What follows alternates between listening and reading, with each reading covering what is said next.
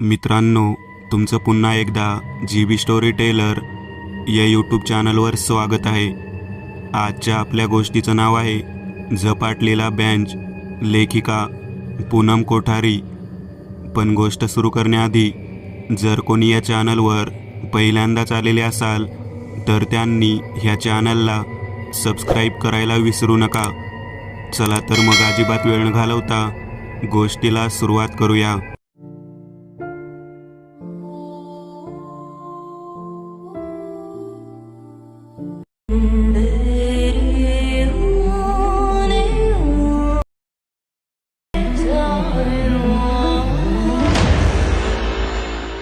झपझप पावलं टाकत रिया एकटीच निघाली होती. इंटरव्ह्यू संपायला खूप उशीर झाला होता. ती निघाली आणि जोरात वीज कडाडली. आता कुठल्याही क्षणी पावसाला सुरुवात होणार होती. ती बस स्टॉपवर आली. बस येत जात होत्या, पण तिला हवी ती बस येत नव्हती.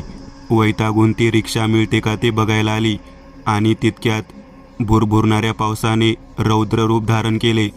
तिने पटकन छत्री काढली. सुदैवाने तिला रिक्षा मिळाली, पण तिची रूम 5 मिनिटांवर असताना त्या रिक्षाने भर पावसात दगा केला. आता पुढचा रस्ता तिला पायीच पार करावा लागणार होता. दिवसा प्रसन्न वाटणारा तो रस्ता आता जास्तच भयानक वाटत होता. त्यात तिच्या चपलांचा येणारा आवाज भीतीत अजून भर घालत होता. अचानक तिला जाणवले की ती तिथे एकटी नाही. कोणाच्या तरी पावलांचा आवाज येत आहे. कोणीतरी तिच्या मागून येत आहे. ती थांबली तसा तो आवाजही बंद झाला. तिने मागे वळून पाहिले, पण कोणीच नव्हते. ती पुन्हा चालू लागली आणि पुन्हा आवाज आला. आता मात्र ती घाबरली आणि पळू लागली. तितक्यात मागून भयंकर हसण्याचा आवाज आला. कुठे पळतेस? सोडणार नाही मी तुला. आजची रात्र तुझी शेवटची रात्र. रिया अजून जोरात पळायला लागली, पण शेवटी त्याने तिला गाठली. तिच्या खांद्यावर हात ठेवून त्याने तिला थांबवलं. मागे न बघताच ती जोरात किंचाळली. रिया, काय हे? किती जोरात किंचाळतेस? झोप मोडलीस ना माझी? आर्या रियावर ओरडत होती. रिया दोन्ही हातात डोकं पकडून मान खाली घालून बसली होती. स्वप्नातून सत्यात यायला तिला वेळ लागत होता.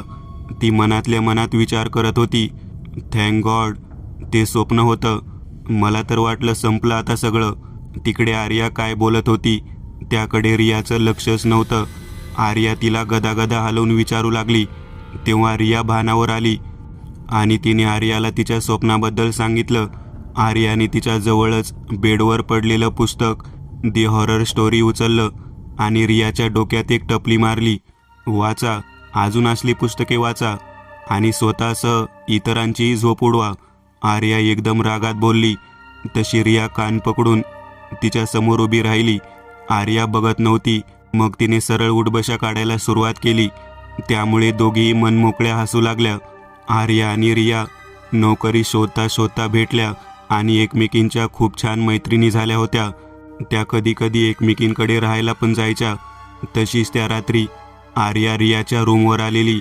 ज्या रात्री रियाने ते स्वप्न पाहिलं त्या दिवशी रियाच्या नोकरीचा पहिला दिवस होता. सगळं आवरून रिया कॉलेजमध्ये गेली. एका मोठ्या कॉलेजमध्ये तिला लेक्चररची नोकरी मिळाली होती. रिया गेल्यावर आर्या पण तिच्या रूमवर गेली.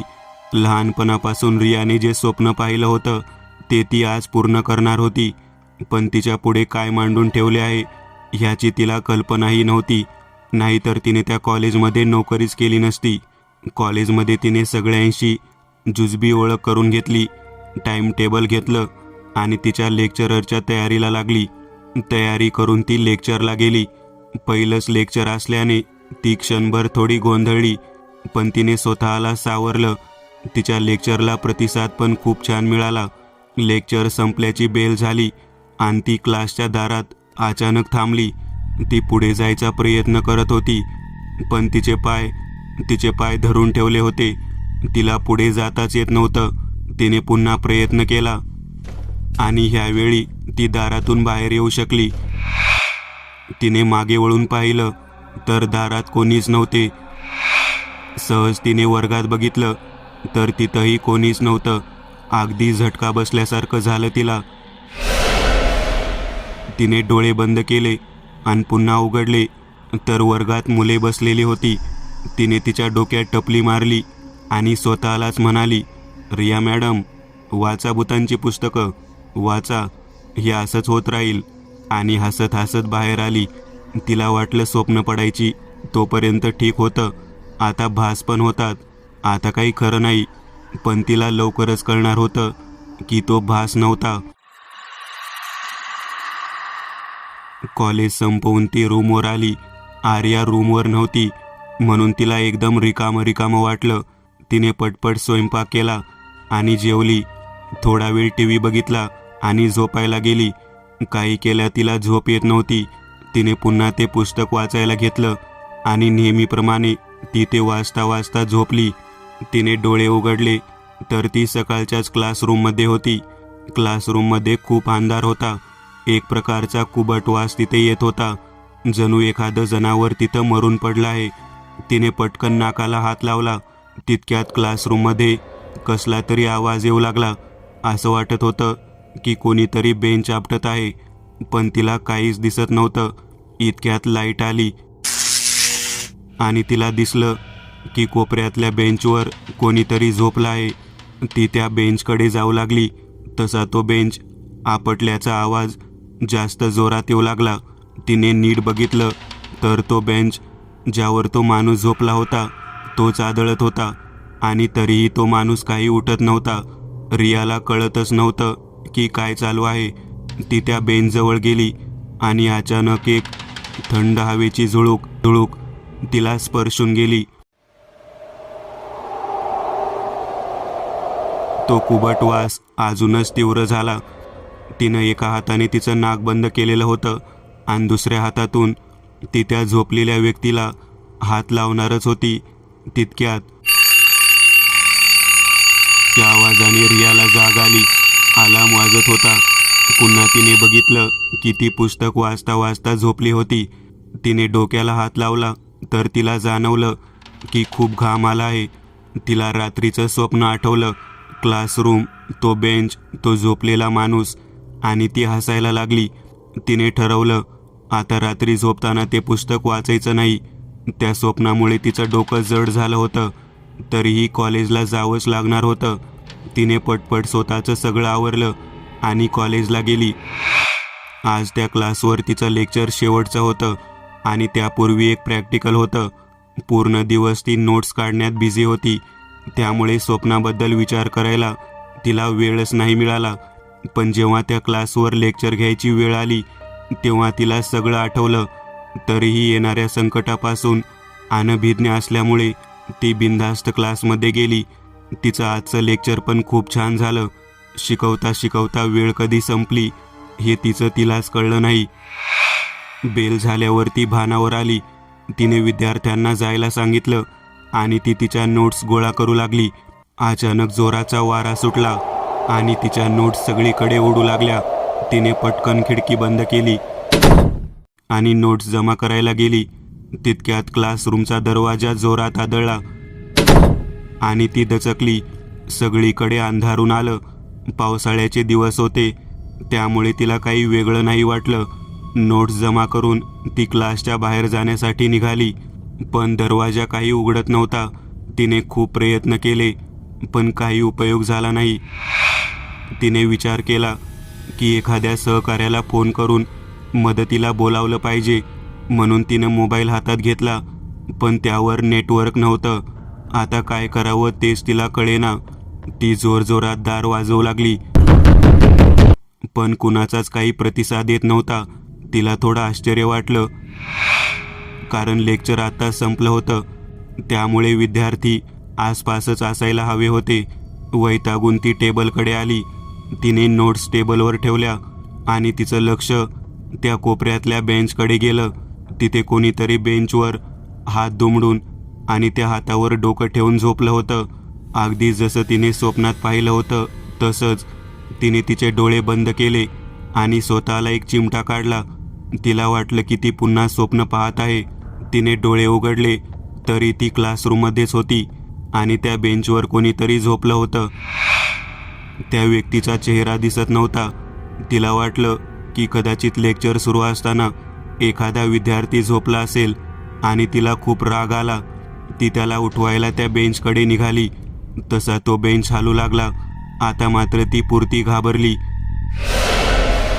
तरी ती धाडस करून त्याच्या जवळ गेली आणि आवाज देऊ लागली, कोण आहेस तू आणि लेक्चरला येतो की झोपायला येतो? पण तिला काही प्रतिसाद मिळाला नाही. आता ती खूप चिडली होती आणि घाबरलीही होती, कारण तो बेंच आता जास्त जोरात हालू लागला होता. ती जवळजवळ ओरडलीच, ऐकायला येत नाही की काय? तसं त्या बेंचवर बसलेल्या व्यक्तीने मान वर केली आणि रियाकडे बघितलं. त्याचे ते रूप बघून रिया बेशुद्ध झाली. शुद्धीवर आली तेव्हा ती त्यांच्या कॉलेजच्या मेडिकल रूममध्ये होती आणि बाजूला तिची सहकारी आभा बसली होती. आभा 2 वर्षांपासून त्या कॉलेजमध्ये नोकरी करत होती. रिया आणि आभा एका स्टाफ रूममध्ये बसत होत्या.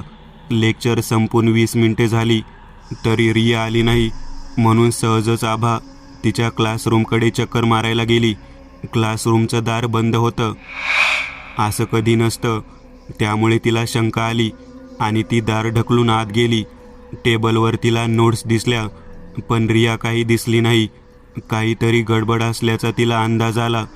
तिने क्लासरूमवर नजर फिरवली तर एका कोपऱ्यात तिला रिया पडलेली दिसली. आभा धावत तिकडे गेली. तिने रियाला उठवायचा प्रयत्न केला, पण काही उपयोग झाला नाही. रिया बेशुद्ध होती. तिने तिच्या सहकार्याला फोन केला. ऑडिटची कामे असल्यामुळे ते सगळे अजून कॉलेजमध्येच होते. काही मिनिटातच 5-6 जण तिथे हजर झाले. मग त्यातल्या 2-3 जणांनी मिळून रियाला मेडिकल रूममध्ये शिफ्ट केलं. आभा इतर स्टाफला म्हणाली, रिया शुद्धीत येईपर्यंत मी तिच्याकडेच थांबते.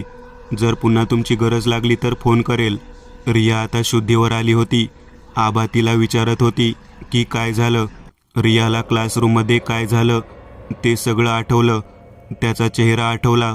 त्याचे ते डोळे भयंकर लाल होते, अगदी रक्ताळलेले दिसत होते. त्यात बुबळं नव्हती. चेहरा पूर्ण पांढरा पडलेला, अगदी निस्तेज आणि निर्जीव. त्याच्या त्या डोळ्यातून एक रक्ताचा थेंब पडला आणि तो पाहूनच रियाची शुद्ध हरपली. तिने पुन्हा ते सर्व आठवलं. तशी तिला खूप भीती वाटली आणि ती रडू लागली. आभाने तिला विचारलं की काय झालं, पण घाबरल्यामुळे तिच्या तोंडातून एकही शब्द निघाला नाही. ती फक्त म्हणाली, मॅडम मला आज बरं नाही वाटत, तर प्लीज तुम्ही मला माझ्या रूमवर सोडाल का? आभा तयार झाली. रियाची परिस्थिती बघून तिने आधीच ठरवलं होतं की ती रियाला तिच्या घरी सोडेल. रियाच्या रूमवर गेल्यावर आभाला कळालं की रिया इथे एकटीच राहते. पुढे बोलण्यातून तिला कळालं की रिया नोकरीसाठी इथे आली आहे. तिने आता पुन्हा रियाला विचारलं, काय झालं होतं? रियाने काहीच नाही सांगितलं. ती फक्त म्हणाली, कदाचित थकव्यामुळे चक्कर आली. पण आभाला जाणवलं की ती काहीतरी लपवते. आभाने तिला बळजबरी नाही केली. तिचा निरोप घेऊन आभा निघाली. आभा गेल्यावर रियाला खूप भीती वाटायला लागली होती. काय करावं ते तिला कळतच नव्हतं. विचार करत ती बेडवर बसली तर तिला समोरच द हॉरर स्टोरी पुस्तक दिसलं. तिने रागाने ते पुस्तक फेकून दिलं आणि ती रडायला लागली. थोड्याच वेळात तिने स्वतःला सावरलं आणि एक महत्त्वाचा फोन करण्यासाठी फोन हातात घेतला. रियाने गौरीला, तिच्या बालमैत्रिणीला फोन केला. फोनवर तिने तिच्यासोबत गेल्या 2 दिवसात जे काही झालं ते सांगितलं. गौरीचा विश्वासच बसत नव्हता. तिलाही वाटलं की हे सगळं त्या पुस्तकामुळेच होत आहे. पण रियाचा फोनवरील आवाज आणि तिला कॉलेजमध्ये आलेला अनुभव, त्यामुळे गौरीला विश्वास ठेवणं भागच होतं. गौरीने तिला घरी कळवायला सांगितलं, पण रिया तयार नव्हती. खूप प्रयत्नानंतर तिची आई तिला नोकरीसाठी परगावी पाठवायला तयार झाली होती. त्यातनं जर आईला हे सगळं कळालं तर ती रियाला नोकरी सोडायला लावेल, ह्याची रियाला भीती वाटत होती. गौरीने तिला हनुमान चालीसा शिकायला सांगितली आणि रोज म्हणायला सांगितली.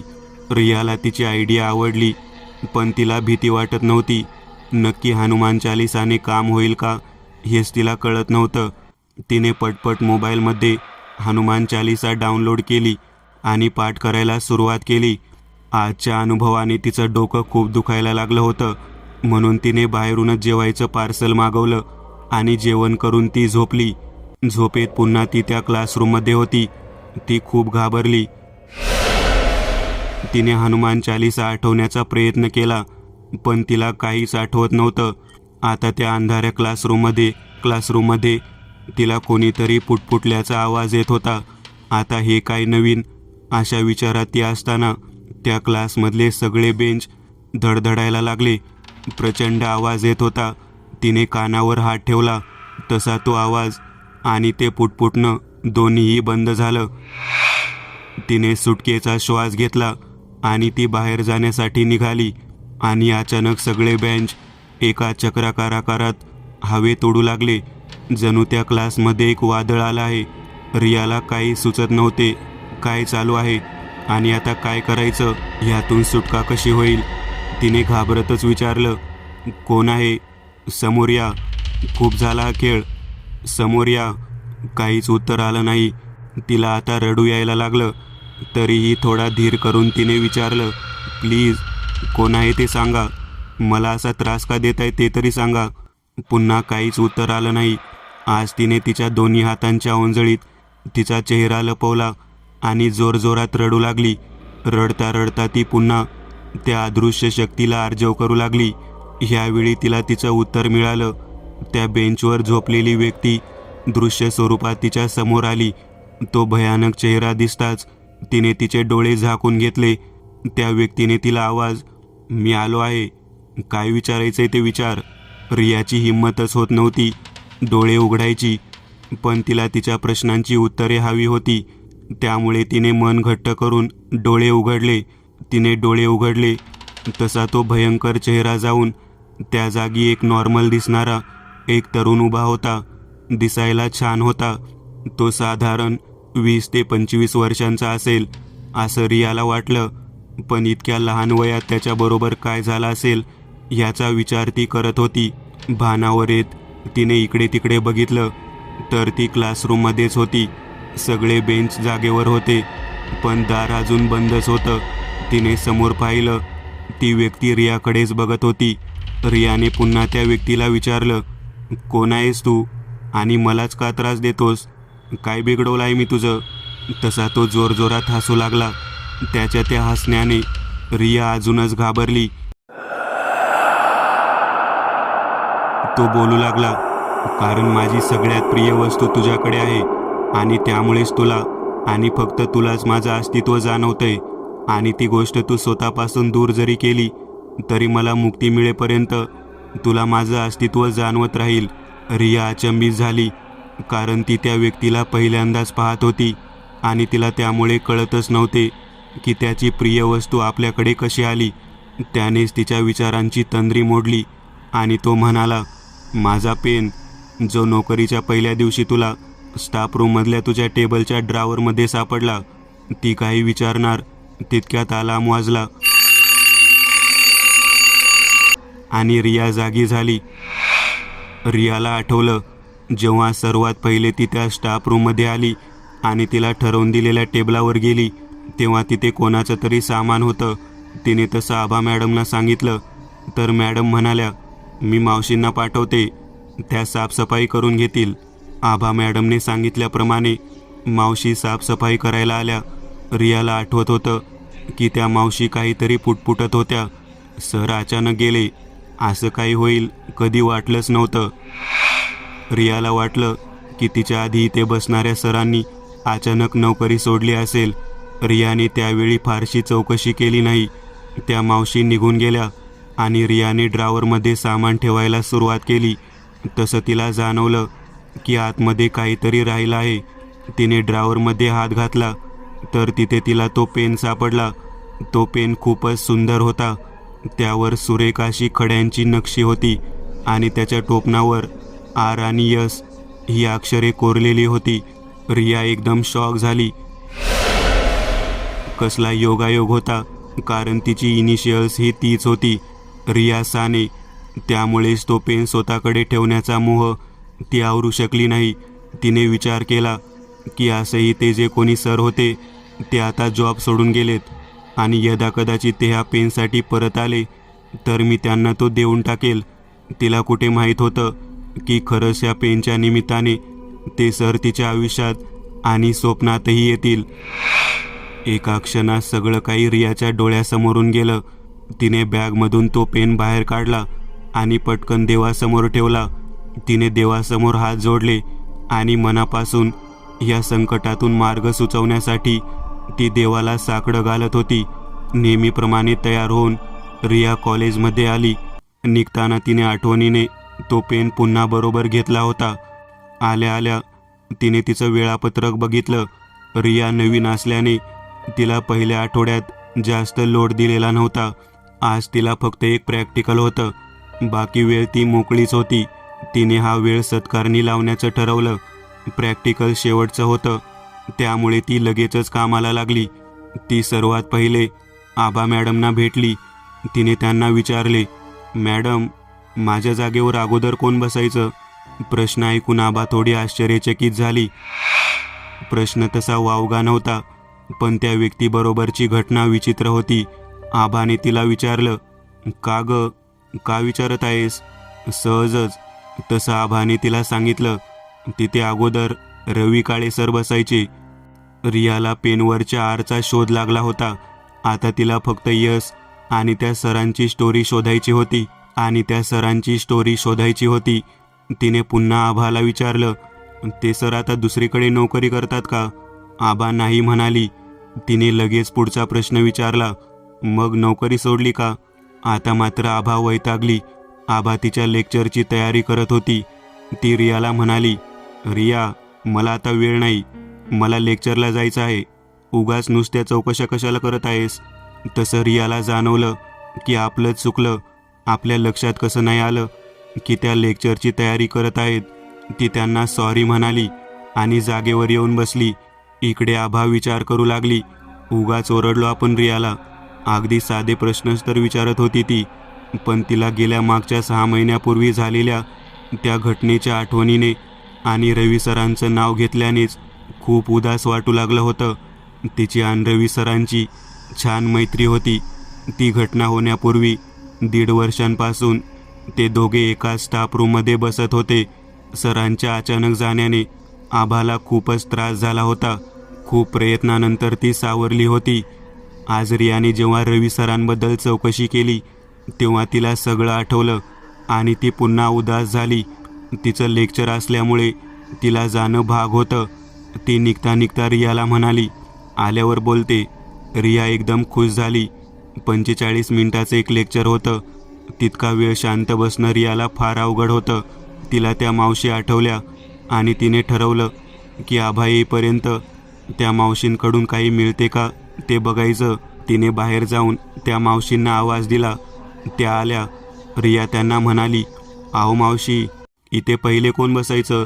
मावशी पण जरा दचकल्याच, पण त्यांनी जास्त विचार न करता रियाला रवी सरांबद्दल सांगितलं आणि त्यांनी रियाला विचारलं, का हो मॅडम?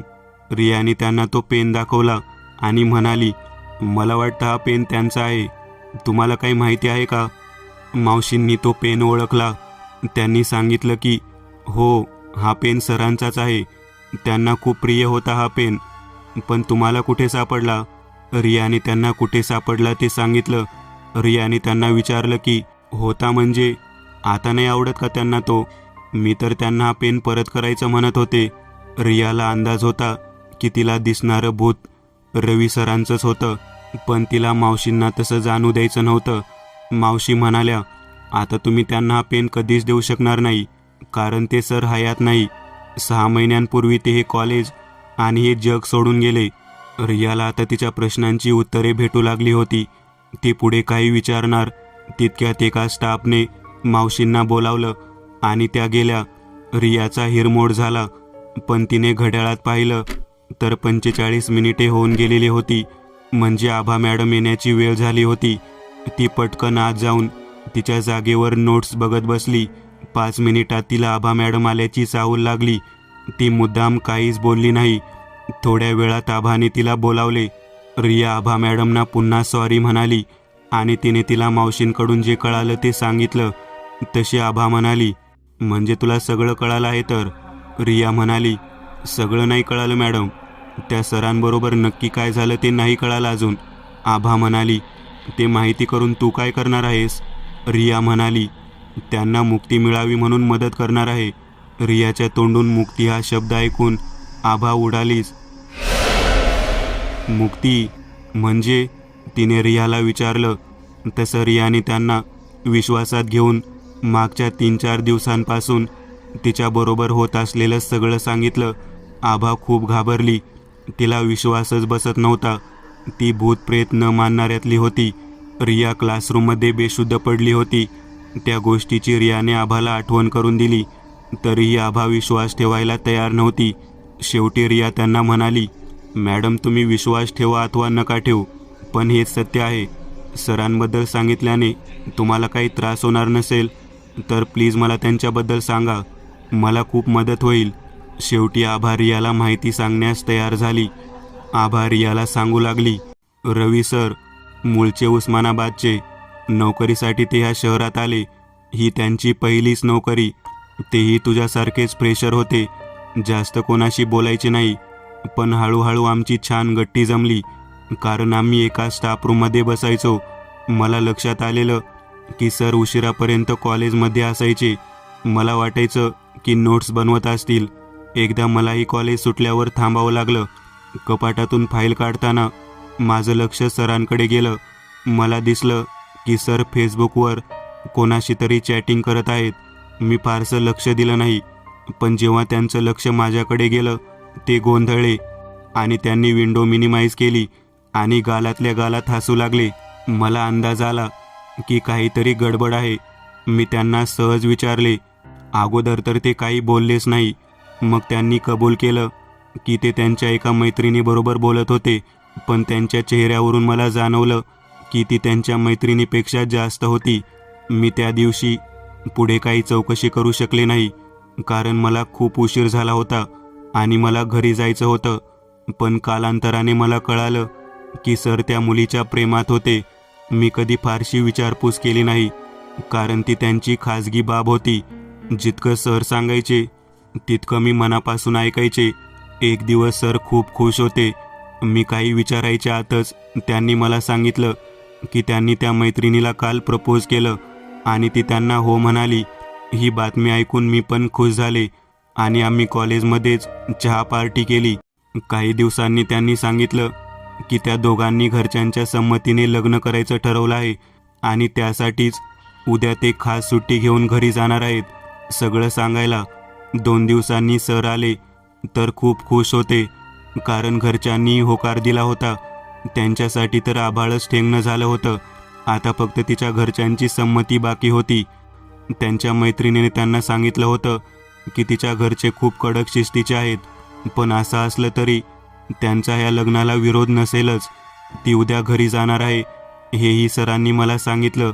दुसऱ्या दिवशी मी अचानक आजारी पडले. मला खूप ताप आला होता. तपासणी केल्यावर कळालं की मला डेंग्यू झाला होता. त्यामुळे मी पुढचे 15 दिवस कॉलेजमध्ये जाऊ शकले नाही. मी परत आले तेव्हा विद्यार्थ्यांची अभ्यासासाठीची सुट्टी, प्रिपरेशन लीव सुरू झालेली होती. रवी सर मला स्टाफ रूममध्ये दिसलेच नाही. मी रवी सरांबद्दल चौकशी केली तर कळालं की ते दिवसभर लायब्ररीमध्ये बसलेले असतात. खरं तर मी त्यांच्यावर थोडी नाराज होते, कारण 15 दिवसात त्यांनी माझी एकदाही चौकशी केली नव्हती. दिवसभर सर स्टाफ रूममध्ये आलेच नाही. मी पण माझी पेंडिंग कामं करत बसले होते. संध्याकाळी घरी जायला निघाले तर सर दिसले. सर खूप खचलेले दिसत होते, अगदी आजारी असल्यासारखे. मी त्यांना खूप आवाज दिला, पण त्यांनी कदाचित ऐकलं नाही आणि ते त्यांच्या गाडीवर निघून गेले. मला सगळं खूप विचित्र वाटत होतं. दुसऱ्या दिवशी मी त्यांना लायब्ररीत भेटले. त्यांचे डोळे खूप खोल गेले होते. असं वाटत होतं की खूप दिवसांपासून ते झोपलेच नसतील. अगदी शून्यात हरवले होते ते. काहीच कळत नव्हतं काय झालं होतं. मी खूप विचारण्याचा प्रयत्न केला, पण ते काहीच बोलत नव्हते. मी इतर स्टाफकडे पण चौकशी केली, पण कोणालाच काही माहिती नव्हतं. सगळे त्यांच्या बाबतीत चिंतेत होते. पुढच्याच दिवशी घरातून निघतानाच का कुणास ठाऊक मला खूप भीती वाटत होती. असं वाटत होतं की आज काहीतरी वाईट होणार आहे. देवाला नमस्कार करूनच मी कॉलेजमध्ये गेले. कॉलेजच्या गेटवरच मला पोलीस व्हॅन दिसली आणि मनात धस झालं. देवाचं नाव घेतच मी आत आले. मी ऑफिसमध्ये चौकशी केली आणि जे कळालं त्यानंतर तर माझ्या कानांवर विश्वासच बसत नव्हता. मी म्हटलं हे शक्यच नाही. मी देवाचं नाव घेत घेत स्टाफ रूमकडे आले आणि बघितलं तर आपल्या मजल्यावरच्या डावीकडच्या बाजूच्या शेवटच्या क्लासरूमच्या बाहेर खूप गर्दी होती. मी धावतच तिथे गेले आणि क्लासरूममध्ये डोकावून पाहिलं. आतमध्ये पोलीस आणि एक फोटोग्राफर होता. तो फोटो काढत होता. मी पुन्हा एका सरांना विचारलं की काय झालं आहे. त्यांनी पुन्हा तेच सांगितलं जे मला ऑफिसमधून कळालं होतं. मला आता रडायला येऊ लागलं होतं. तितक्यात पोलीस आणि फोटोग्राफर बाजूला झाले आणि मला क्लासरूमच्या एका कोपऱ्यातल्या बेंचवर कोणीतरी झोपलेलं दिसलं. त्या झोपलेल्या व्यक्तीने काल रवी सरांनी घातला होता अगदी तसाच शर्ट घातला होता. पण तरीही माझ्या मनाला पटत नव्हतं की ते रवी सर असतील आणि त्यांनी असं काही केलं असेल. ऑफिसमधून मला कळलेली बातमी त्यांच्याबद्दलच होती. रवी सरांनी आत्महत्या केली असं सगळे बोलत होते. पण मला तर ते शांत झोपल्यासारखे वाटत होते. जणू ते खूप दिवसांची झोप पूर्ण करत होते. पोलिसांनी बाहेर येताना त्यांचा उल्लेख डेड बॉडी असा केला आणि माझा बाण सुटला. सरांनी असं का केलं काहीच कळू शकलं नाही. रिया, पोलिसांना आपल्या स्टाफ रूमजवळच्या डस्टबिनमध्ये झोपेच्या औषधांची रिकामी बाटली सापडली. रवी सरांनी झोपेच्या गोळ्या घेतल्या होत्या. माझ्यासाठी हे सर्व अविश्वसनीय होतं. तुला माहीत आहे रिया, ज्या दिवशी तू कॉलेज जॉईन केलं त्या दिवशी ह्या घटनेला बरोबर 6 महिने झाले होते. रिया स्तब्धपणे सगळं ऐकत होती. आभा खूप डिस्टर्ब झाली होती. रियाने तिला पाणी दिलं आणि त्या दुःखद आठवणीत घेऊन गेल्याबद्दल ती आभाला सॉरी म्हणाली. आभा थोडी शांत झाल्यावर तिने आभाला विचारलं, मॅडम, सरांच्या त्या मैत्रिणींचं नाव माहीत आहे का तुम्हाला? आभाने आठवण्याचा प्रयत्न केला. तसं तिला आठवलं. सरांनी एकदा तिचं नाव सांगितलं होतं. सपना. हो, सपनाच नाव होतं तिचं. रियाला आता पेनवरच्या एसचा पण शोध लागला होता. रियाच्या प्रॅक्टिकलची वेळ झाली होती त्यामुळे तिला जावंच लागणार होतं. ती फक्त शरीराने लॅबमध्ये गेली पण तिच्या मनात मात्र सरांचेच विचार होते. नेमकं काय झालं असेल ते तिला कळत नव्हतं. रियाने आज मुद्दाम उशिरापर्यंत कॉलेजमध्ये थांबायचं ठरवलं. ती आज स्वतःहून एकटीच त्या क्लासरूममध्ये जाणार होती. त्यासाठी रियाला कॉलेज सुटेपर्यंत थांबणं भाग होतं. कॉलेज सुटलं. रिया सगळ्यांच्या जाण्याची वाट पाहत होती आणि सगळे गेल्यावर रिया त्या क्लासरूममध्ये गेली. रिया क्लासरूमकडे निघाली. तिच्या मनात वेगवेगळे विचार येत होते. आजपर्यंत भूताखेतांची खूप पुस्तकं वाचली पण कधी वाटलं नव्हतं की माझी पण एखाद्या भूताशी गाठ पडेल. पण खरंच सगळी भूत वाईट नसतात. रवी सरांनी मला घाबरवलं पण कधी काही इजा केली नाही. मी त्यांचं अस्तित्व स्वीकारावं म्हणून कदाचित त्यांनी मला घाबरवलं असावं. विचार करता करता ती क्लासरूमपर्यंत येऊन पोहोचली. रियाने क्लासरूमचं दार उघडलं. तिने आत डोकावून बघितलं तर रवी सर अगोदरपासूनच त्या बेंचवर बसलेले होते. जणू ते रियाचीच वाट पाहत होते. तिला आज भीती वाटत नव्हती. तिला त्यांच्याकडे बघून असं वाटतच नव्हतं की ते हयात नाहीत, ते त्यांच्या मूळ रूपात होते. तिच्या मनात आलं, ते जर मला असेच ह्याच रूपात भेटले असते तर मी कदापि विश्वास ठेवला नसता की ते ह्या जगात नाहीत. आज ती क्लासरूमच्या आत गेल्यावर दार बंद नाही झालं. तिला ते अपेक्षितच होतं कारण आता ती घाबरून पळणार नव्हती. हे सरांनी पण जाणलं असणार. ती गुपचूप आत गेली आणि सरांच्या शेजारच्या बेंचवर बसली. ती काही बोलणार इतक्या सरच बोलू लागले, धन्यवाद, तू मला मदत करत आहेस. खरंच माझं चुकलं. मी आत्महत्या करायला नको होती पण त्यावेळी मी पूर्णतः हताश झालेलो होतो आणि भावनेच्या भरात मी नको ते करून बसलो. आणि हो, तुला घाबरवल्याबद्दल सॉरी, पण मला माझं अस्तित्व दाखवण्यासाठी ते गरजेचं वाटलं. अन्यथा कदाचित तू माझ्याकडे लक्षही दिलं नसतं. रवी सर अगदी रियाच्या मनातलंच बोलत होते. रियाने त्यांना विचारलं, पण सर नेमकं झालं काय होतं? रवी सर एकदम शांत झाले ते काही बोलतच नव्हते. रियाने पुन्हा एकदा त्यांना आवाज दिला. तसे रवी सर बोलू लागले, सपना, माझ्या आयुष्यात तिच्या नावाप्रमाणेच एक छान स्वप्न बनून आली. हो, स्वप्नच, कारण जाग आली तेव्हा समोर काहीच नव्हतं. माझी आणि सपनाची ओळख फेसबुकवर झाली. तसा मी कधीच अनोळखी लोकांना फ्रेंड रिक्वेस्ट पाठवत नाही, पण एक दिवस एका मित्राच्या पोस्टला लाईक करताना पेज आपोआप अपडेट झालं आणि मला कळालंच नाही की तिला फ्रेंड रिक्वेस्ट पाठवली गेली. जेव्हा रिक्वेस्ट गेल्याचं लक्षात आलं तेव्हा सहजच उत्सुकता म्हणून मी तिचा प्रोफाईल बघितला. बघताच क्षणी मी तिच्याकडे ओढला गेलो. तिच्या टाईमलाईनवर तिने तिच्या काही कविता पोस्ट केल्या होत्या. मी त्या वाचत गेलो आणि एकदम हरवून गेलो. आता मी तिच्या अप्रुव्हलची वाट बघू लागलो आणि एक दिवस तिने मला मेसेज केला, आपण एकमेकांना ओळखतो का? उत्तर काय द्यावं ते मला कळतच नव्हतं. तरीही मी तिला रिप्लाय दिला, नक्कीच नाही. अनावधानाने तुला रिक्वेस्ट पाठवली गेली. पण त्यानंतर मी जेव्हा तुमच्या कविता वाचल्या तेव्हा मला मनापासून वाटलं की आपली ओळख आणि खरं तर मैत्रीच व्हायला हवी, जेणेकरून इथून पुढेही मला तुमच्या कविता वाचता येतील. मी आशा करतो की तुम्ही माझ्या मैत्रीचा स्वीकार कराल. उत्तरादाखल तिने एक स्माईल पाठवली आणि माझी रिक्वेस्ट ॲक्सेप्ट केली. तिच्या कवितांना अभिप्राय देता देता कधी आमची मैत्री झाली ते कळलंच नाही. मग आम्ही मेसेंजरवर गप्पा मारू लागलो. हळूहळू मला तिच्याशी बोलण्याची सवयच लागली. ती खूप छान होती, अगदी समजूतदार, कधीच चिडायची नाही.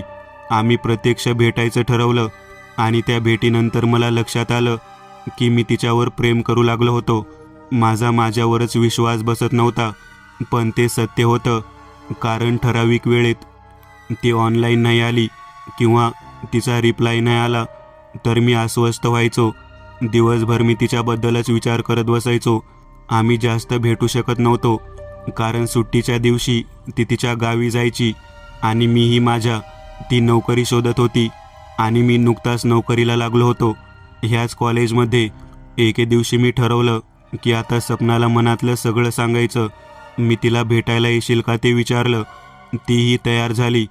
ठरवलेल्या ठिकाणी वेळेच्या 10 मिनिटापूर्वी मी तिथे पोहोचलो. 2 तास उलटून गेले पण सपना काही आली नाही. तिने साधा फोन पण केला नाही. मला खूप राग आला होता. मीही तिला फोन न करण्याचं ठरवलं. रागातच मी माझा फोनसुद्धा बंद केला आणि घरी आलो. रात्रभर डोळ्याला डोळा लागला नाही. का कोण जाणे, मला अपमानित झाल्यासारखं वाटत होतं. दुसऱ्या दिवशी कॉलेजला जाऊनच मी फोन चालू केला तर तिचे 10 मेसेजेस होते. मी बघितलेसुद्धा नाही. तिने मला फोन केला, मी उचलला नाही. संध्याकाळी माझा राग शांत झाल्यावर मला जाणवलं की मी खूप ओव्हर रिॲक्ट केलं. मी स्वतःहून तिला फोन केला तशी ती माझ्यावरच चिडली. अरे काय हे वागणं, इतकं का कोणी चिडत असतं? थोडं तरी समजून घ्यायचं ना. काल मी तुला भेटायला निघाले होते. वाटेत असताना मला एक फोन आला आणि मला कळालं की माझ्या रूम पार्टनरचा अपघात झाला आहे. मला खूप धक्का बसला आणि तडक मी तिच्याकडे गेले. रात्रभर मी तिच्याकडे दवाखान्यात होते. सकाळी ती शुद्धीवर आली तेव्हा जीवात जीव आला आणि त्याचवेळी लक्षात आलं की आपण भेटणार होतो.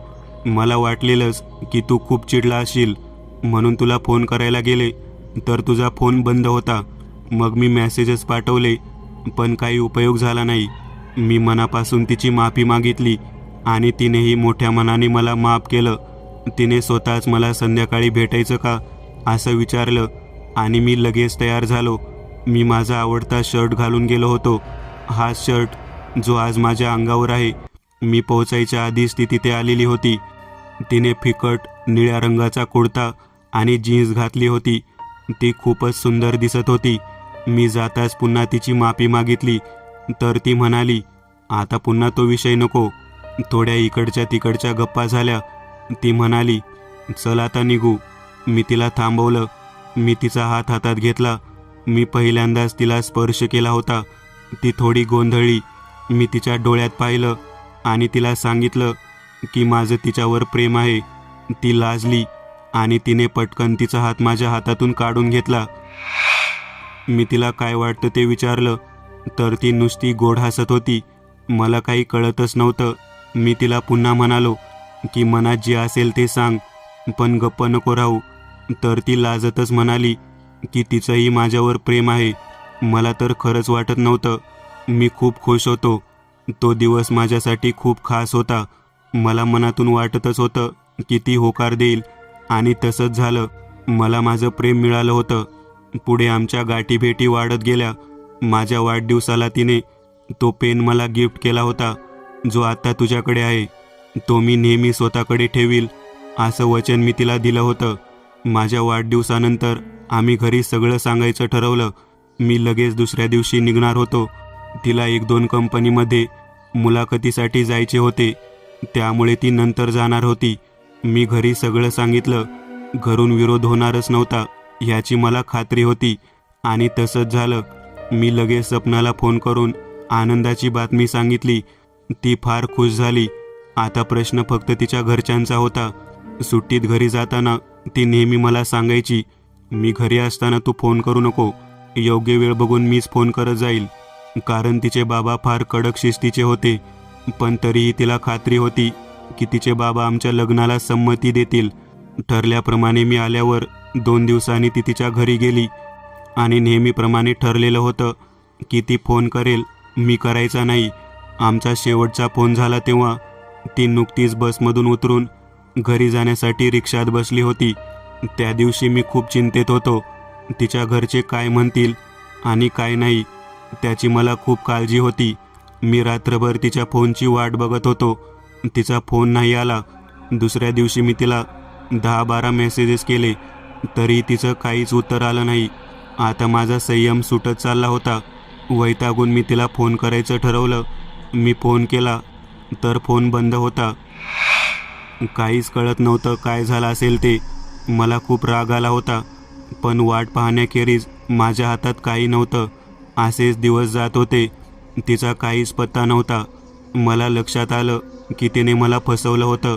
मी पेपरमध्ये अशा फेसबुकवरून फसवणूक केल्याच्या खूप बातम्या वाचल्या होत्या, पण माझं मन ऐकत नव्हतं की ती तशी असेल.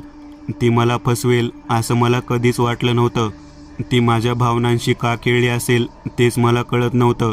सतत मी तिच्याशी संपर्क करण्याचा प्रयत्न करत होतो, पण काहीच फायदा होत नव्हता. त्या 10-12 दिवसात मी माझ्या घरी एकसुद्धा फोन केला नाही. घरचे फोन करायचे तर मी नीट बोलत नव्हतो. त्यामुळे काळजीपोटी एका दिवशी माझी आई अचानक माझ्या रूमवर आली. मी दार उघडलं आणि माझा अवतार बघून त्या माऊलीला दारातच रडू आलं. मोठ्या प्रयत्नाने तिने तिचे अश्रू लपवले, पण मला ते लक्षात आलं होतं. तिने आल्या आल्या माझ्यावर प्रश्नांची सरबत्ती केली. काय झालं? स्वतःची काय अवस्था करून घेतली आहे?